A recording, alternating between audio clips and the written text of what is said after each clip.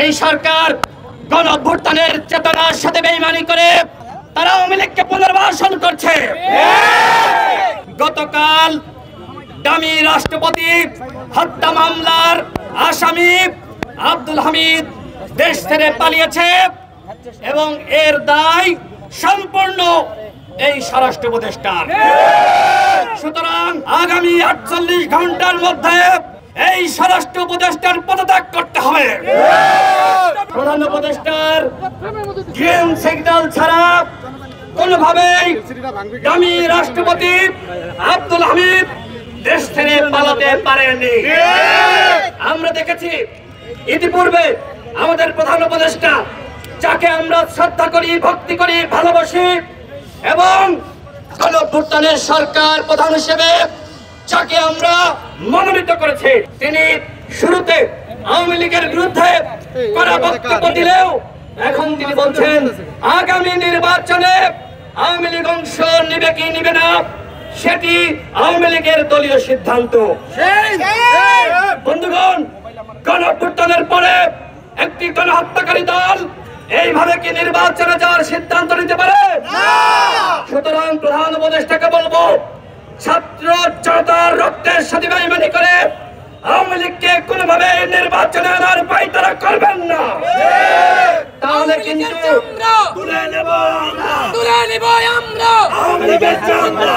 যদি এই রক্তের সাথে বেইমানি করে আওয়ামী লীগকে নির্বাচনে আনার উপায় তারা করে, তাহলে কোন উপদেষ্টা গতিতে থাকতে পারবেন না।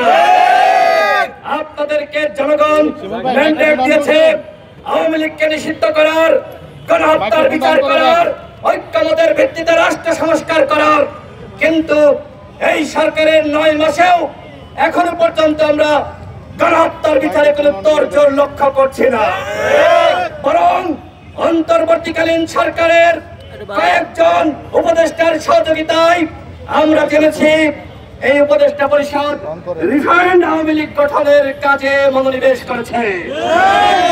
অন্তর্বর্তীকালীন সরকারের 2জন উপদেষ্টা, একজন রেজানা বাপ আর একজন আদিলুর রহমান শুভ্র, এই 2জন মিলে 3জন দামি এমপির জামিন করিয়েছে। তারা হলেন সাবের এবং মান্নান, আর একজন আমার নিজ জেলা ঝিনাইদহের 2 আসনের আওয়ামী লীগের এমপি স্বামী সিদ্দিকী।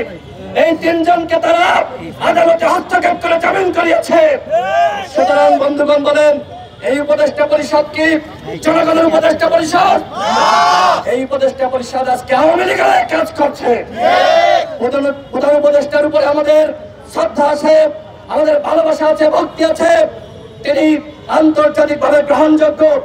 কিন্তু আজকে তার ইমেজকে কাজে লাগিয়ে যারা আওয়ামী লীগের পুনর্বাসন করতে চায়, গণ অধিকার পরিষদ, যুব অধিকার পরিষদ তাদেরকে দাঁত ভাঙা জবাব দিবে। আমরা আজকে আমরা এই স্বরাষ্ট্র উপদেষ্টার পদত্যাগের দাবিতে স্বরাষ্ট্র মন্ত্রণালয়ের অভিমুখে আমরা যাত্রা শুরু করব। পুলিশকে বলবো, আপনারা কোনো বাধা দিতে আসবেন না।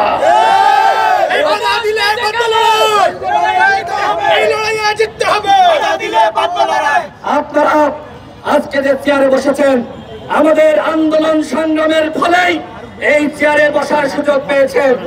সুতরাং কোনোভাবে আমাদের মিছিলে, আমাদের সমাবেশে বাধা দিতে আসবেন না। যে সকল পুলিশের সদস্যরা আমাদের সংগ্রামের পথে বাধা হয়ে দাঁড়াবে, তাদের পদত্যাগের দাবিতে আমরা আন্দোলন শুরু করব। আমাদের দাবি 3টি। আমরা গণহত্যার বিচার চাই, আওয়ামী লীগের নিষিদ্ধ চাই, ঐক্যমতের ভিত্তিতে রাষ্ট্র সংস্কার চাই এবং আমরা দ্রুত সময়ের মধ্যে আমরা নির্বাচনী রোডম্যাপ চাই।